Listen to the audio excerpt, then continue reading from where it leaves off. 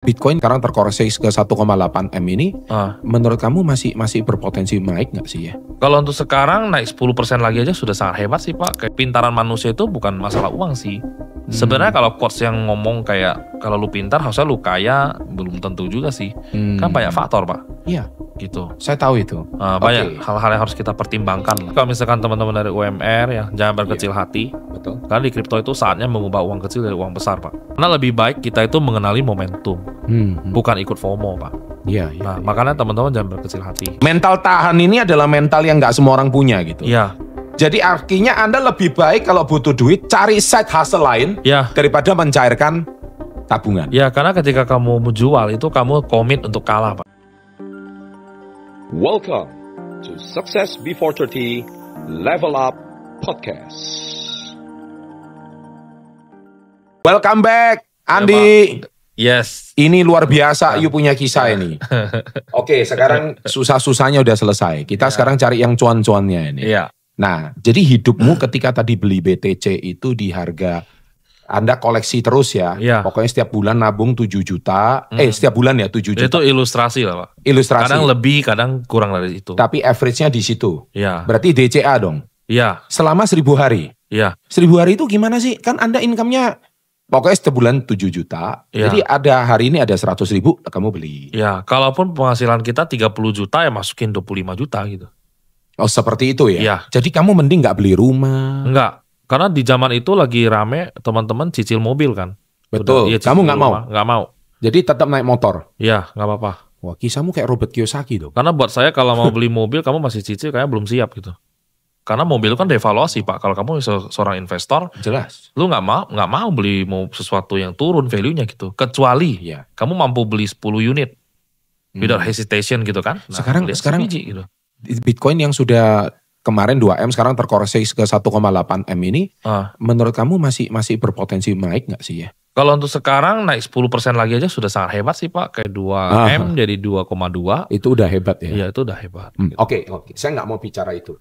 Tapi poin yang saya sampaikan, timing itu. Kenapa kamu bisa punya mindset yang begitu yakin ini barang nggak berbentuk? Jadi kamu tadi ada ngomong belajar ilmunya. Iya. Itu gratis. Iya. Gratis. Belajar sama Pak Oscar juga kan udah salah satunya iya.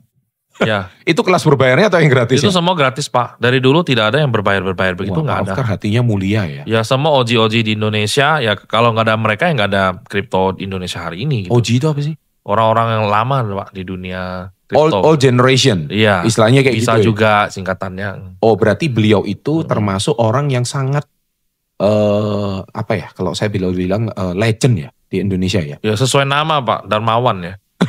Iya betul. Jadi banyak juga sosok yang lain sih. Itu juga sering sharing ilmu secara free. Kita ditraktir minum kopi apa gitu Pak. Nggak ada yang paid groups, nggak ada. Oke.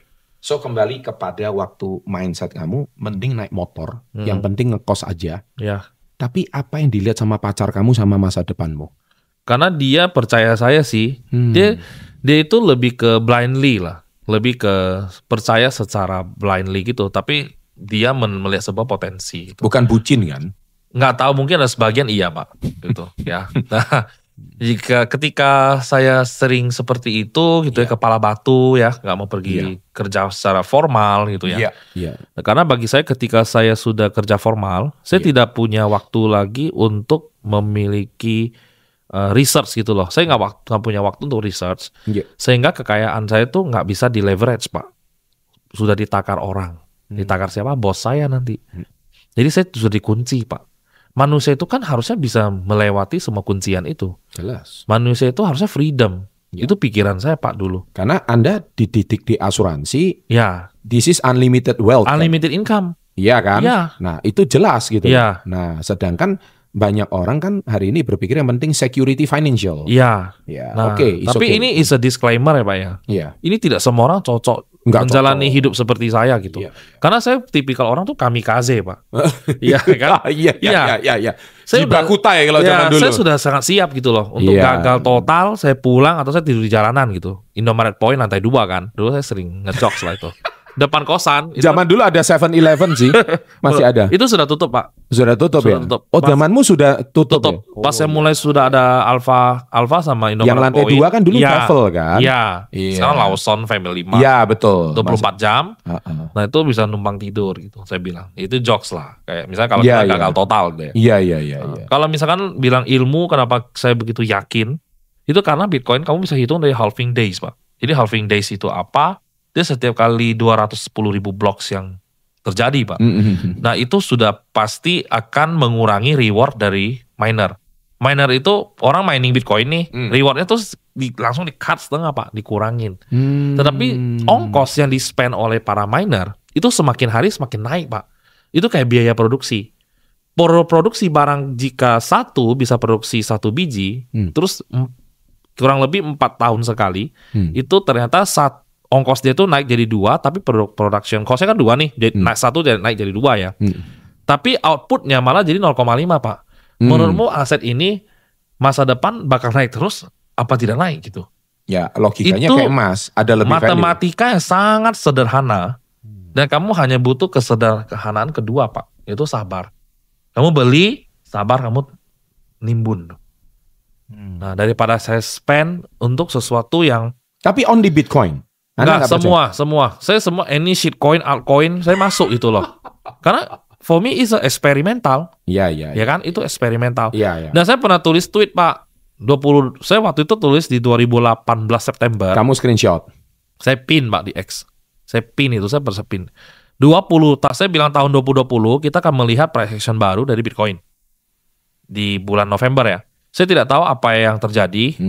Tapi itu akan datang gitu loh, momen itu. Saya tulis. Dan kejadian Pak, itu all time high barunya Bitcoin 2020 November. Jadi kamu nyimpen Bitcoin dari harga masih 300 juta dan nyangkut itu? Iya, dan dia drawdown saya beli terus Pak. Saya menangkap pisau jatuh terus, saya berdarah-darah semua. Ya, jadi saya bersabar selama 1000 hari yang sudah mulai mentok lah waktu itu. Mulai kayak tahun 2020 mulai banyak pressure kan. Karena pacaran sudah lama, nggak jelas gitu kan. Lu mau ngapain gitu loh. Ditegur sama calon mertua nggak? Iya, kayak mau ngapain gitu segala macam kan. Udah mulai banyak pressure yang luar biasa lah. Kayak mulai dijodohin apa segala macam istri saya, ya kan. Wah, kamu panas dong sebagai cowok. Ya, tapi saya tidak apa-apa Pak. Oh, nggak masalah. Saya hanya menjawab kalau misalkan jodoh, kalau misalkan punya kamu, mau sampai kapanpun tuh barang punya kamu gitu loh. Ada pepatah seperti itu kan. Jadi saya lebih percaya itu gitu loh. Saya pegang itu. Jadi ketika itu punya saya, itu akan kembali ke saya. Ya, kita akan buktikan nanti. Nah, datanglah COVID segala macam, akhirnya harga yang saya cicil udah mulai balik ke harga saya beli Pak. Waktu itu sudah gawat darurat lah. Jadi tahun 2020 kita masuk Januari kena banjir besar kalau Bapak masih ingat, satu Jakarta lumpuh. Itu hampir seminggu ya, banjir nggak surut-surut tuh. Nah semua tas yang sudah kita bikin itu hancur semua Pak, kerendam banjir. Dan itu nggak bisa dijual lagi karena bawa air kali. Jadi semuanya habis. Kemudian masuk ke bulan Maret, COVID datang, market crash, saham semua hancur lebur segala macam. Kita masuk lagi Pak, kita all in gitu. Di situ, di saat itu kita semua dijual Pak. Semua falas, semua emas, simpanan lah. Terus dari istri. All in BTC? Iya, all in semua koin, any koin kita pecah Pak. Semua. Nah, waktu itu harga $5.000 sebiji, seingat saya. Terus ETH itu kayak sisa 2 juta rupiah, 3 juta rupiah. Nah, kita masukin semua yang saya punya. Saya cuma bisa hidup di Jakarta kayak sisa 3-6 bulan. So, kalau tidak meledak dalam waktu itu, karena bulan Mei 2020 itu halving days. Berarti Pak, itu termasuk titik terendah di situ. Iya, itu setelah kita turun ternyata jebol lagi ke bawah gitu. Ya kan? Jadi kayak saya udah di persimpangan jalan lah. Itu COVID dong. Iya, lagi COVID. Makanya saya waktu itu ada cerita menarik ya. Itu ada lagi pameran lah di Central Park, dari pameran cincin kawin, Pak, buat milenial. Gitu kan? Nah, saya cicil tuh karena waktu itu saya merasa ulang tahun istri saya mau kasih apa? Saya kasih cincin tunangan. Padahal saya nggak punya uang untuk melakukan prosesi ini itulah, boro-boro kan, masih tinggal di kos kan. Tapi saya kasih dulu gitu loh. Saya punya keyakinan tuh pasti bisa sukses gitu. Ya. Nah, saya cicil pakai kartu kredit yang kartu kredit limit saya 6 juta rupiah ya. Itu kayak 500.000 Pak, saya cicil sebulan, 12 bulan kan. Nah, masuk ke COVID, saya sempat ikut jual Alkes juga, sudah pasti. Karena saya apa aja saya jualin gitu kan. Pokoknya ada peluang saya ikut jualan. Semua uang Alkes itu saya juga beliin kan kripto. Semua poolnya ke kripto, Pak. Saya tidak ada yang namanya diversifikasi lagi. Saya semua harus masuk ke satu instrumen. Karena ketika kamu mengerti, kamu tidak akan melakukan diversifikasi. Yang ngomong Warren Buffett, Pak. Betul. Dia ngomongin soal greedy lah, orang fear kamu masuk lah. Saya ikutin semua, Pak, pola-pola investor-investor kelas kakap ya. Setuju. Dan ya sudah, terjadilah usia 28 sesuai judulnya, Success Before 30, Pak. Itu November 2020. Jadi berapa itu waktu itu? My life is never coming back, Pak. Itu luar biasa lah.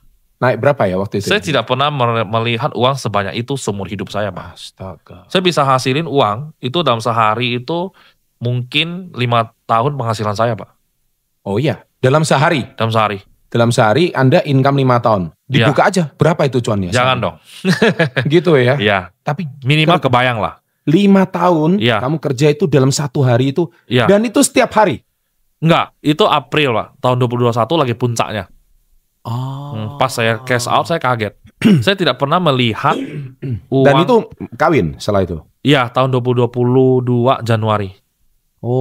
Saya waktu itu. Jadi waktu itu pacar lu lihat kamu tiba-tiba punya duit banyak kayak gitu, gimana itu? Ya kita very happy lah, Pak. Dan makanya kita pindah ke Bali gitu kan. Oh, langsung ke Bali? Karena zaman COVID ya? Ya, karena I just wanna happy life lah gitu. Saya setelah itu sudah... Kamu sudah berdarah-darah sekian lama ya? Iya, saya berleha-leha, bermain-main sepanjang tahun waktu itu. Maka saya menggendut lagi gitu. Ternyata retire yang itu membosankan, teman-teman. Oh iya. Jadi setelah itu kita boleh sibuk lagi. Iya. Gitu. Dan ini statement retire yang membosankan itu bukan dari seorang pewaris tapi dari seorang perintis ya. Karena hidupmu nggak challenging lagi kan? Iya. Iya. Jadinya tidak sehat, Pak. Jelas. Ya party, bangun siang, makan apa aja. Nggak sehat sih. Tapi semua orang-orang kaya dari kripto kayak gitu ya kebanyakan. Awalnya ya? Awalnya. Karena saya dulu tabungan saya, Pak, selama 5 tahun, itu tidak pernah lebih dari 50 juta. Sebentar. Saya tahu. Sekarang kamu tiba-tiba cash out, itu kamu jadikan rupiah semuanya? Enggak. Saya jadikan stable coins, Pak. Oh, stable coin. Iya. Jadi kamu nggak pegang rupiah sama sekali? Enggak, tapi nominal rupiahnya kan ketahuan di situ itu sekira-kiranya berapa? Iya, saya stable coins, Pak. Karena waktu itu kan terjelas ya, saya belum punya penghasilan jelas kan. Betul. Iya, maksudnya kalau uang dadakan begitu nanti gawat sama pajak gitu loh. Jelas. Iya kan? Nah, jadi saya nggak mau lah. Karena waktu itu pembayaran pajak kan cuma kamu taruh di wallet waktu itu duitmu? Iya, dari commission potongan dari asuransi dulu. Yang tiap bulan datang itu loh. Iya, itu doang penghasilanku. Oke. Nah, sekarang gini, pertanyaan saya. Kamu 28 nih. Tiba-tiba pegang duit segitu banyak. 5 tahun kamu kerja. Iya. Dalam sehari kamu bisa hasilkan segitu banyak. Iya. Apa yang ada kamu pikir pertama kali? Beli mobil lah, beli rumah lah, wedding lah. Pokoknya kayak balas dendam gitu. Nggak ada sih. Aku waktu itu hanya ingin tidur, Pak. Ya, dan saya sudah puas gitu loh. Saya kayak sudah selesai. Kan mission complete lah, Pak. Mission complete. Iya, saya merasa hidup saya sudah selesai. Sudah saatnya saya melakukan hal-hal yang lebih berguna lah. Melakukan hal lain kayak bikin kelas berbayar, edukasi lah apa gitu-gitu. Dan itu kamu lakukan sejak 2021? April, iya. Sampai hari ini? Iya. Oke. So, ini pertanyaan kita jujur. Kalau penyakit utama pemain kripto Indonesia saat ini itu apa sih? Sombong, Pak. Sombong? Iya. Sombongnya itu kenapa kok dia bisa sombong? Karena merasa paling tahu dunia ekonomi. Oh, aku tahu deh. Kayaknya itu sering banyak muncul di internet orang-orang begituan gitu ya. Iya. Di YouTube juga ya. Nah, padahal kayak dia seorang-orang ekonom dunia gitu ya. Iya, padahal sebenarnya kita banyak sekali guru-guru besar yang hebat-hebat gitu ya. Ya, jadinya tidak boleh ngomong gitu karena tidak kaya gitu. I see. Nah, padahal saya sendiri masih mau S2 gitu-gitu loh, masih mau kuliah lagi, mau belajar gitu kan. Ya karena kita bukan masalah uang gitu loh. Kepintaran manusia itu bukan masalah uang sih. Sebenarnya kalau quotes yang ngomong kayak kalau lu pintar harusnya lu kaya, belum tentu juga sih. Kan banyak faktor, Pak. Iya. Gitu. Saya tahu itu. Banyak hal-hal yang harus kita pertimbangkan lah. Jadi seolah-olah profesor ekonomi dulu itu bodoh semua gitu ya. Iya. Itu celakanya pemain kripto yang anak-anak baru yang usianya di bawah 30 ini ya. Iya, dapat jackpot lah gitu. Kayak mungkin dia dapat 10M, 20M, dia Iya. merasa Loh kok ngapain saya pergi kuliah, segala macam, ngapain saya sekolah gitu kan. Iya. Nah, sebab uang itu harus kita bedakan dengan pendidikan, Pak. Karena pendidikan itu ada yang namanya kebijaksanaan berpikir di dalamnya gitu. Uang itu tidak men-lead kamu menjadi bijaksana, Pak. Jelas. Nah, ini banyak hal, manusia itu hidup dari berbagai elemen loh. Bukan hanya harta loh. Betul. Kalau hanya harta Pak, berarti bandar narkoba yang terbaik. Oh iya. Ya, kalian mau lawan dia uangnya, gitu kan? Iya. Nah, maka kita selain uang yang banyak butuh kebijaksanaan, bermawas diri, macam-macam Pak elemen. Maka itulah kamu bisa merasa kamu tidak dipimpin sama uang, tapi kamu yang memimpin uangnya gitu. Exactly. Kalau saya sih kayak gitu sih, saya maka tidak terlalu tented lah. Kayak tented tuh ngerti gak sih Pak? Kayak takut kehilangan uang ya kan? Greedy. Karena banyak saingan saya harus terus-terusan jatuhin orang gitu. Wah itu enggak sih. Itu di luar metode saya lah gitu. Oke, very good. Saya rasa mungkin Andi juga paham konsep sukses before 30-nya kita ya. Jadi sukses itu bukan cuma secara harta. Tapi ada 8 aspek yang lain yang kita harus paham ya. Nice. Terus ini nih. Kalau modalnya pas-pasan nih dari gaji UMR. Ya. Terus mending duitnya ini didiemin di BTC atau hajar cari cuan kilat dari altcoin. Kalau menurut Andi gimana? Kalau saya itu ada beberapa skenario. Kalau misalkan teman-teman yang baru bekerja gitu ya, meskipun ini saya tidak boleh financial advice karena ini kan melanggar hukum nanti. Betul. Ini bercerita tentang apa ya, opini saya pribadi. Opini dan pengalaman pribadi. Iya. Jadi kalau misalkan teman-teman dari UMR ya, jangan berkecil hati. Betul. Karena di kripto itu saatnya mengubah uang kecil dari uang besar, Pak. Karena saya sangat tidak setuju dengan statement-statement ya, berseliweran lah di X ya, di thread segala macam, bahwa kalau kamu uang kecil nggak boleh masuk kripto segala macam, itu salah, Pak. Itu berarti orang yang ngomong kurang berpengalaman. Kita punya kisah kayak member-member kita $100 jadi 100.000 gitu. Oh, ya. Seriously? Ya itu berani open Pak. Sampai sekarang nggak ada yang berani challenge sih. Yang challenge sempat ada, kita taruhan 100.000 juga. Tapi yang challenge akunnya di-delete akhirnya Pak. Sampai hari H dia delete akun. Nggak berani? Nggak berani, karena itu semua transaksi on-chain itu bisa dibuktikan Pak. Hati-hati kalau ngomong di kripto gitu. Ya. Nah kalau teman-teman UMR itu bisa sisihkan penghasilannya.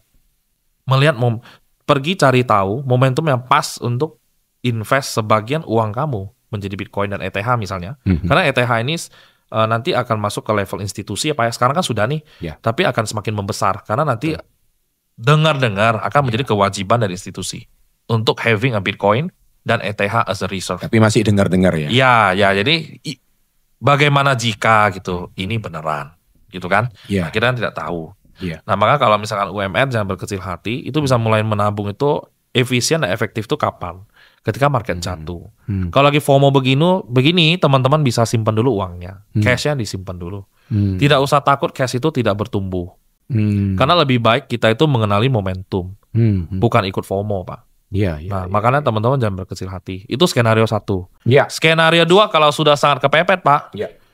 Kamu luangkan semua waktu kamu yang ada, kamu kerja dari 9 to 5, setelah pulang kamu langsung side hustle, tambah lagi 6 jam sampai jam 12 malam. Kamu cari hidden gems, kamu cari ikut orang-orang yang hebat. Kamu coba terus 100.000, 200.000 rupiah, coba terus siapa tahu Pak. Itu bisa mengubah nasibmu gitu. Itu terjadi di murid saya. Kalau kepepet Pak ya. Betul. Betul itu. Murid saya ini ada seorang security, ya saat ini omsetnya itu 1 bulan jualan di marketplace 300 juta omsetnya. Security dan dia still 9 to 5. Bisa kan sebetulnya? Itu termasuk salah satu advice yang bijak ya. Tetap lu harus kerja seperti yang Andi lakukan dulu, jual apa, jual online. Semua, apa. Karena loading barang di mall Pak, capek banget ya. Capek banget. Itu nggak gampang kan? Dan itu benar kan itu. Jadi jangan cuman kripto doang. Jangan. Itu kita jangan ya. Masuk ke dunia kripto tuh mengakumulasinya Pak. Jadi accumulation, wealth accumulation tuh harus ada active income. Yes. Anything yang lu bisa jadikan fiat itu kamu masukin ke digital asset gitu. Baru bisa mengakumulat dan bisa mengkerek naik itu punya level of wealth lah. Nice, ini advice yang bagus ini. Nah sekarang ngomongin meme coin lagi rame nih. Ini sebenarnya cuma lotre versi digital atau memang ada ilmunya buat dianalisa? Kalau memes itu sebenarnya komunitas Pak. Dan itu community itu sebenarnya saya tidak setuju juga sih kalau dibilang lotre ataupun gambling ataupun hanya apa tadi? Memang ada punya buat dianalisa gitu loh. Menurut saya sih tidak ada yang pasti dari ilmu dan gamblingnya. Tapi yang lebih baik kita lihat itu adalah community ya Pak. Community. Jadi Kita kalau analisa community dari mana sih? Dari perputaran hariannya itu atau gimana? Contoh ya, misalkan saya ngobrol sama yang punya 9Gag Pak, tahu 9Gag kan? Tahu. Nah itu kemarin kita sempat ketemu, kita ngobrol-ngobrol sama beliau itu dari 2008. Iya. Nah jadi since day one 9Gag itu punya IP, IT intellectual properties-nya setiap memes-nya dia ya, kayak Jackie Chan, Yao Ming apa, itu kan ada memes itu. Iya. Nah itu ternyata sudah dipikirkan baik-baik Pak, dipikirkan matang-matang gitu. Jadi it's not just about love, bukan hanya tentang ketawa gitu. Tapi bagaimana mereka bisa men-positioning memes ini bakal meledak gak sih? Ini lucu gak sih? Misalnya successful kid, belakangnya dia makan pasir. Terus ada yang belakang rumahnya lagi kebakaran, ada cewek anak kecil lagi ketawa gitu kan. Nah itu bisa gak sih orang bungkus lagi, sebarin lagi. Akhirnya dia dapat ads dan segala macam. Nah itu membentuk community Pak. Maka sekarang dia 9Gag itu ada deploy coins juga. Dia web 2 ke web 3. Jadi memelan dia kalau nggak salah. Nah itu dia juga jualan kaos, kemudian ada deployer shitcoin-nya untuk just for fun. So that's why community itu penting Pak. Nah di belakang itu pasti ada sisi gamblingnya, ada sisi ilmunya juga ada. Kayak ilmunya apa sih secara eksplisit tapi Pak. Kayak misalkan tracking wallet orang. Ada orang jago banget, hokinya bagus. Kamu trace dia punya wallet, dia beli apa kamu ikut beli. Siapa tahu dari 10 yang dia beli 7 bisa jadi. Gitu ya? Iya, siapa tahu dari 10 koin yang dia beli ada 7 atau ada 3 yang jadi gitu. Ya kan? Itu dapat ilmu kan? Nah, berarti kamu profit dong. Nah, itu adalah eksplisitnya, Pak. Tapi kalau secara langsung itu enggak. Enggak. Kayak misalnya gue kenapa beli PP ya, beli Mudeng apa? Ya karena dia community base gitu. Kita lihat PP itu kan ada komiknya kan, namanya Boys Club. Mereka berempat, terus ada lawannya, terus dia ada keluarganya, kayak SpongeBob gitulah, tapi versi kodok. Nah itu ada ceritanya, jadi the whole story, kemudian community-nya, nah itu bisa kita masukin tuh. Kira-kira ini gerak nggak ya? Ini lucu nggak ya? Ini kayak Dogecoin kayak Shiba nggak ya? Oh ternyata bisa nih hype-nya dapat. Karena waktu itu sudah pada jenuh sama koin anjing Pak. Koin yang bergambar anjing. Doge itu. Iya mau dong koin yang bergambar kodok. Atau yang lain kayak hewan lain ada nggak? Ada nih PP coba deploy rame terbang ke 10 billion Pak. Oh gitu. Ya market cap 10 billion buat gambar kodok, which is 160 triliun Pak market cap. Itu it doesn't make sense, tapi crypto tuh makes money. Oke, ini menarik. Saya rasa kalau soal cerita PP ini mungkin Andi sudah pernah cerita di podcast yang lain. Tetapi saya yakin ini adalah sebuah ilmu yang sebetulnya saya suka banget ketika Anda itu tadi sudah menyisikan dan tahan. Iya harus. Mental tahan ini adalah mental yang nggak semua orang punya gitu. Iya. Jadi artinya Anda lebih baik kalau butuh duit cari side hustle lain daripada mencairkan tabungan. Ya karena ketika kamu menjual itu kamu komit untuk kalah Pak. Ya. Saya tidak mau kalah soalnya. Of course. Iya. Menarik. Terus gimana caranya biar Anda nggak serakah pas lihat Porto lagi ijo-ijonya? Kapan sih waktu yang paling pas buat take profit? Karena ada bahasa di paper asset ya. Ada bahasa ya. Semua keuntungan itu hanya kelihatan di atas kertas sebelum kamu benar-benar cairkan. Iya. Betul kan? Betul. Jadi kalau masuk, hari ini Con, tapi selama lu belum cairkan. Ya nggak make sense itu. Nggak ada gunanya gitu. Kapan sih waktu yang paling pas? Menurut seorang Andy Lin. Waktu yang paling pas adalah ketika uang itu bisa mewujudkan mimpimu, Pak. Kamu cairkan untuk mewujudkan mimpimu. Saya pengen rumah yang punya kolam renang dong. Saya pengen rumah yang besar, 3 lantai, segala macam, speknya begini begitu. Kalau uang itu bisa mewujudkan mimpimu, kamu cairkan. Terus misalkan ada yang orang hobinya jalan-jalan. Saya pengen dong ke Kutub Selatan, penasaran gue. Ya cairin. Terus atau aku mau naik Gulfstream dong, pengen sewa private jet gitu. Gimana sih rasanya? Cairin. Jadi Bitcoin, kalau maksi-maksi atau OG-nya di dunia, itu saya pernah tanya mereka kayak begini Pak. Itu jawabannya. Dia itu pengen jadi fotografer. Dia beli 2012. Bitcoin 2012. Beli Bitcoin kan, nabung kan. Ya ketika dia pengen jadi fotografer, dia akan membelikan kamera terbaik Pak. Yang pernah ada di bumi gitu. Untuk pergi mengejar mimpinya. Ada yang malah suka mancing. Beli alat mancing yang sangat dahsyat. Sampannya apa gitu. Bitcoin itu mewujudkan mimpi kita gitu. Oke, saya paham. Berarti intinya take profit itu ketika ada mimpi. Nah setiap orang mimpi beda-beda dong. Iya pasti. Ada yang mungkin mau bangun sekolah silakan. Kan begitu. Nah, yang kedua, kalau mau lebih materialistik, kita ngomongin soalnya, oh gue seorang trader. Ya berarti kalau lagi hijau, momentumnya sudah mau habis. Ngomong teknis ya, volumenya sudah mulai turun, sentimennya sudah mulai jelek. Tapi harga masih naik dengan kopong Pak. Dia naik tapi volumenya begini Pak. Nah, itu silakan dari take profit. Itu secara teknis. Secara teknis. Ya, tapi biasanya secara teknis itu bisa kalah oleh greedy Pak. Kadang orang merasa secara teknisnya paham, ini kayaknya sudah reversal deh trennya. Sudah mulai masuk ke bear market gitu kan. Tapi tidak menerima kenyataan Pak. Tapi kan target saya belum kecapai saya kan harusnya take profit di $1 juta.